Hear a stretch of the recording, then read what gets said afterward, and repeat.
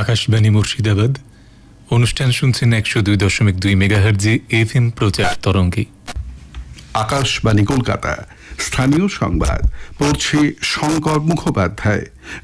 বিশেষ খবর, 2020 জাতীয় শিক্ষানীতি একবিংশ শতকের ভারতকে নতুন দিশা দেখাবে বলে প্রধানমন্ত্রী নরেন্দ্র মোদী জানিয়েছেন। শিক্ষা ব্যবস্থার সামগ্রিক উন্নতির জন্য জাতীয় মূল্যায়ন কেন্দ্র স্থাপন করা হবে। দেশে করোনা ভাইরাস থেকে আরোগ্যের হার প্রায় 78% পৌঁছে গেছে। গত 24 ঘন্টায় রেকর্ড সংখ্যক 96,551 জন নতুন করে সংক্রমিত হয়েছেন। হাসপাতালে ভর্তি সংকটজনক কোভিড রোগীর শারীরিক অবস্থা জানাতে রাজ্য স্বাস্থ্য দপ্তর SMS পরিষেবা শুরু করেছে। সংক্রমণ শৃঙ্খল ভাঙতে আজ সারা রাজ্যে প্রায় সর্বাত্মক লকডাউন পালিত হয়েছে। আগামীকাল লকডাউন হচ্ছে না। হুগলির দাঁতপুরে আজ ভোরে এক সড়ক দুর্ঘটনায় পুলিশের ডিসি দেবশ্রী চট্টোপাধ্যায় সহ 3 পুলিশকর্মী প্রাণ হারিয়েছেন। আসছে বিস্তারিত সংবাদে। প্রধানমন্ত্রী নরেন্দ্র মোদী বলেছেন যে 2020 জাতীয় শিক্ষানীতি একবিংশ শতকের ভারতকে নতুন দিশা দেখাবে। একবিংশ শতাব্দীর স্কুল শিক্ষার বিষয়ে এক জাতীয় সম্মেলনে শ্রী মোদী আজ বলেছেন যে এই নতুন নীতি নতুন ভারতের আশা আকাঙ্ক্ষা, প্রত্যাশা এবং প্রয়োজন পূরণের মাধ্যম হিসেবে কাজ করবে।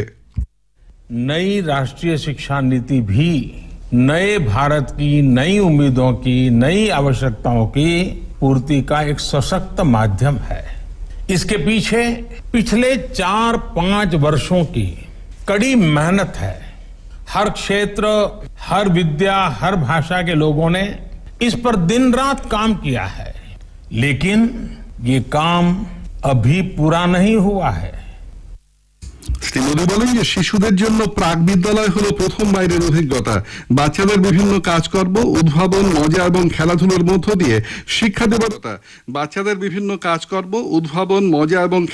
মধ্য দিয়ে শিক্ষা দেবার উপর আলোকপাত করতে দেশে প্রাক বিদ্যালয় পর্যায় থেকেই শিক্ষকের প্রয়োজন। এজন্য আমাদের সহজ এবং উদ্ভাবনমূলক শিক্ষণ পদ্ধতির বিকাশ ঘটাতে হবে। শিক্ষার সঙ্গে সংশ্লিষ্ট থাকা, উদ্ভাবন, অভিজ্ঞতা, নিজেকে প্রকাশ করা এবং উৎকর্ষ নতুন যুগের শিক্ষণের মন্ত্র হওয়া উচিত। শ্রী মোদী বলেছেন যে পরিবেশ সম্পর্কে শিক্ষা দেবার সময় ছাত্রছাত্রীদের ব্যবহারিক জ্ঞানের বিকাশ ঘটানো দরকার। साथियों, जब शिक्षा को आसपास के परिवेश से जोड़ दिया जाता है तो उसका प्रभाव विद्यार्थी के पूरे जीवन पर पड़ता है, पूरे समाज पर भी पड़ता है। हमें इसी तरह के आसान और नए नए तौर तरीकों को बढ़ाना होगा। हमारे ये प्रयोग न्यू एज लर्निंग का मूल मंत्र होना चाहिए। কেন্দ্রীয় শিক্ষামন্ত্রী রমেশ পোখরিয়াল নিশাঙ্ক বলেন যে নতুন জাতীয় শিক্ষানীতিতে পড়ুয়াদের সামগ্রিক বিকাশের উপর বিশেষভাবে জোর দেওয়া হয়েছে। দেশে গত 24 ঘন্টায় 11,63,000-এরও বেশি কোভিড নমুনা পরীক্ষা করা হয়েছে। এই নিয়ে দেশে প্রায় 5,40,98,000 নমুনা পরীক্ষা করা হলো। নমুনা পরীক্ষার সংখ্যা বৃদ্ধি সত্ত্বেও সংক্রমণের হার 8.5% কমই আছে। এ পর্যন্ত প্রায় 35,50,000 জন করোনা সংক্রমণ থেকে সুস্থ হয়ে উঠেছেন। গত 24 ঘন্টা সুস্থ হয়েছেন 70,870 জন আক্রান্ত। আরোগ্যের হার পৌঁছে গেছে 77.65%। কেন্দ্রীয় স্বাস্থ্য মন্ত্রকের রিপোর্টে বলা হয়েছে যে পশ্চিমবঙ্গ, বিহার, তামিলনাড়ু, দিল্লি, রাজস্থান এবং গুজরাট সহ 9টি রাজ্যে আরোগ্যের হার 80%-এরও বেশি। দেশে মৃত্যুর হারও কমে হয়েছে 1.67%। গত 24 ঘন্টায় রেকর্ড সংখ্যক 96,551 জন নতুন করে সংক্রমিত হয়েছেন। এর ফলে দেশে মোট আক্রান্তের সংখ্যা বেড়ে হয়েছে 45,62,415 জন। হাসপাতালে ভর্তি সংকটজনক কোভিড রোগীর শারীরিক অবস্থা সম্পর্কে তাদের পরিবারকে জানাতে রাজ্য স্বাস্থ্য দপ্তর SMS পরিষেবা শুরু করেছে। রোগীর শারীরিক অবস্থার হাল হকিকত 1 ঘন্টা অন্তর SMS এর মাধ্যমে পরিজনদের জানানো হবে। ইতোমধ্যেই বেলেঘাটা আইডি এবং এমআর বাগুন হাসপাতালে এই বিশেষ ব্যবস্থা চালু হয়েছে। এই মাসের মধ্যেই পর্যায়ক্রমে রাজ্যের সবকটি সরকারি কোভিড হাসপাতালকে এই ব্যবস্থার সঙ্গে যুক্ত করা হবে। উল্লেখ্য, রাজ্যের সব সরকারি বেসরকারি কোভিড হাসপাতালকে কোভিড পেশেন্ট ম্যানেজমেন্ট সিস্টেমের আওতায় আগেই আনা হয়েছে। এবার গুরুতর অসুস্থ হয়ে ভেন্টিলেশন বা ICCU-তে থাকা রোগীদের পরিবারের উদ্বেগ কিছুটা কমাতে মোবাইলে মেসেজ করা হবে।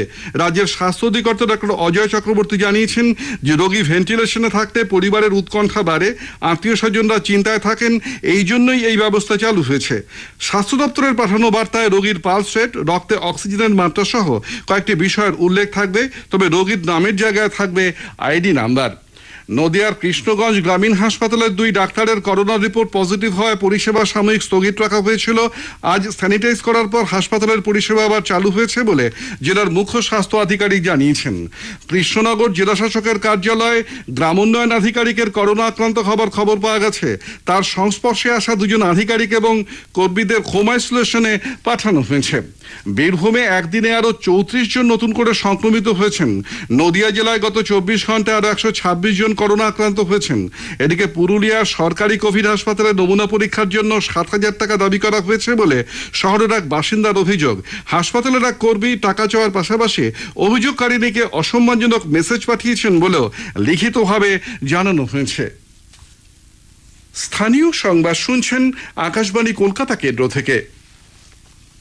কেন্দ্রীয় সরকার এ রাজ্যের রাজস্ব ঘাটতি মেটাতে সেপ্টেম্বর মাসের জন্য 417,75,00,000 টাকা মঞ্জুর করেছে। পঞ্চদশ অর্থ কমিশনের সুপারিশ অনুযায়ী কেন্দ্র এবং রাজ্যগুলির মধ্যে করের টাকা বন্টনের পর রাজ্যগুলির যে রাজস্ব ঘাটতি হয়ে থাকে তা মেটাতেই কেন্দ্রের এই অর্থ মঞ্জুরি। কেন্দ্রীয় অর্থমন্ত্রকের বিজ্ঞপ্তিতে বলা হয়েছে যে এই খাতে পশ্চিমবঙ্গ সহ 13টি রাজ্যের জন্য 6,157,74,95,000 টাকা বরাদ্দ করা হয়েছে। করোনা সংক্রমণের শৃঙ্খল ভাঙতে সেপ্টেম্বর মাসের দ্বিতীয় লকডাউনে আজ রাজ্যের প্রায় সর্বত্রই অত্যাবশ্যক পরিষেবা ছাড়া দোকান বাজার অফিস কাছারি সব বন্ধ। সরকারি বেসরকারি গণপরিবহন চলছে না, বিমানও ওঠানামা করছে না। একান্ত জরুরি প্রয়োজন ছাড়া মানুষকে ঘরের বাইরে না বেরোনোর পরামর্শ দেওয়া হয়েছে। একটি প্রতিবেদন। আঁটোসাঁটো পুলিশি নিরাপত্তার মধ্যে দিয়ে আজ সকাল থেকে কলকাতা ও লাগোয়া শহরতলিতে কঠোর লকডাউন পালিত হচ্ছে। রাস্তার মোড়ে মোড়ে নাকা চেকিং ছাড়াও পুলিশের তরফে একাধিক জায়গায় ড্রোনের মাধ্যমে আকাশপথে নজরদারি চালানো হয়। অথচ এত কড়াকড়ি সত্ত্বেও বিক্ষিপ্তভাবে হলেও লকডাউন ভাঙার ছবিও লক্ষ্য করা গেছে। বিশেষ করে কলকাতা, হাওড়া, উত্তর 24 পরগনার বিভিন্ন এলাকায় দোকান খোলা, বাজার বসানোর জন্য পুলিশ বেশ কয়েকজনকে গ্রেপ্তার করেছে। রবিবার নিট পরীক্ষার জন্য আগামীকালের ঘোষিত লকডাউন রাজ্য সরকার বাতিল ঘোষণা করেছে। তবে এখনো পর্যন্ত আর কোনোদিন সম্পূর্ণ লকডাউনের সূচি ঘোষণা করা হয়নি। অভিরূপ ভট্টাচার্য, আকাশবাণী সংবাদ, কলকাতা। এদিকে রাজ্যের বিভিন্ন জেলা থেকে প্রায় সর্বাত্মক লকডাউনের খবর পাওয়া গেছে। বারুইপুর জেলা পুলিশ বিকেল 4টে পর্যন্ত লকডাউন অমান্য করার দায়ে 120 জনকে গ্রেপ্তার করেছে। সম্পূর্ণ লকডাউনের মধ্যেই জলপাইগুড়ির রাজগঞ্জের বিন্নাগুড়িতে 170 জনের অ্যান্টিজেন টেস্ট করা হয়েছে, সকলেরই নেগেটিভ এসেছে। রানাঘাট পুলিশ লকডাউন না মানায় 22 জনকে গ্রেপ্তার করেছে। উত্তর দিনাজপুর জেলায় সর্বাত্মক লকডাউন পালিত হয়েছে। পশ্চিম মেদিনীপুর জেলায় লকডাউন না মানায় গ্রেপ্তার হয়েছে 254 জন। পুরুলিয়ায় লকডাউন অমান্য করায় সন্ধে পর্যন্ত 156 জনকে গ্রেপ্তার করা হয়েছে।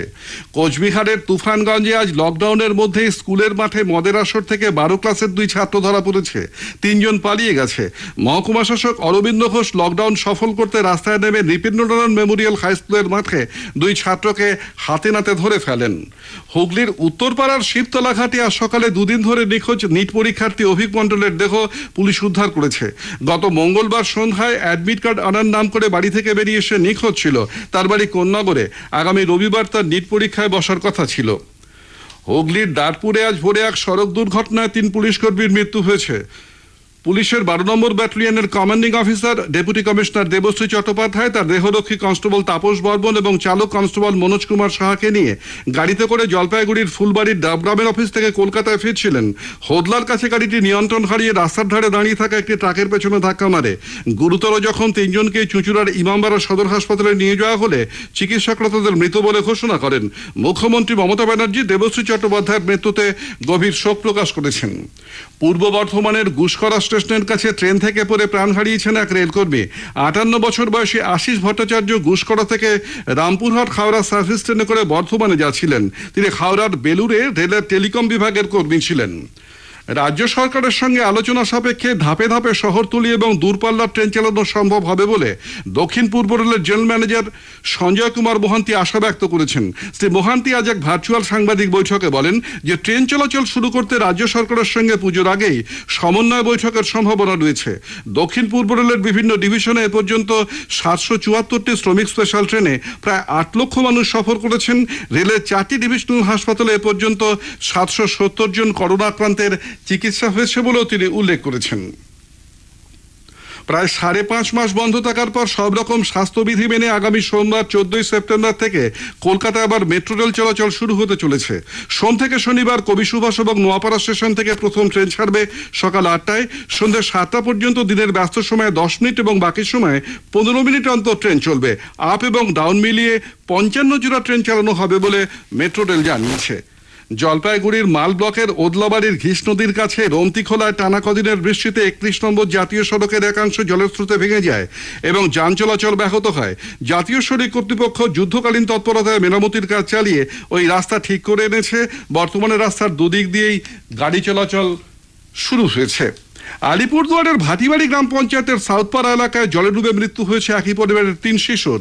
কোচবিহারের নিশিগঞ্জ 2 নম্বর গ্রাম পঞ্চায়েতের খেনপাড়ায় বাজ পড়ে বাবা এবং ছেলের মৃত্যু হয়েছে।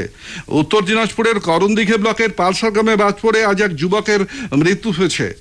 শিবসেনা সাংসদ সঞ্জয় রাউতকে ইন্টারনেট কলিং ব্যবস্থায় হুমকি দেওয়ার অভিযোগে মুম্বাই পুলিশ যাদবপুর থানা এলাকা থেকে পলাশ বসু নামে এক ব্যক্তিকে গ্রেপ্তার করেছে। ট্রানজিট রিমান্ডের জন্য তাকে আজ আদালতে পেশ করা হয়। মুম্বাই পুলিশ 4 দিনের ট্রানজিট রিমান্ড পেয়েছে।